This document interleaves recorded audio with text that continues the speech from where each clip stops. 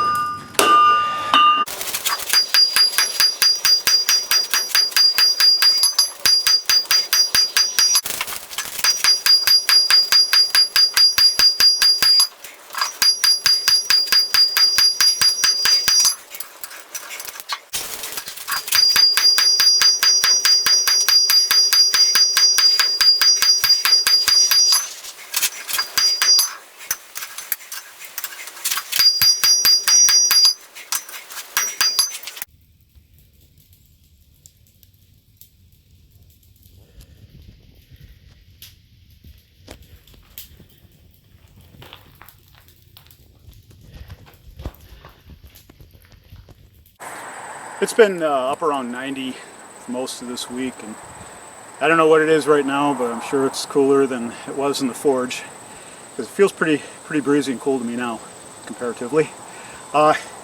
Did pretty good with this, mostly flattened out. Might do a little more work on it next week, but I'm good with it today, calling it a day on this.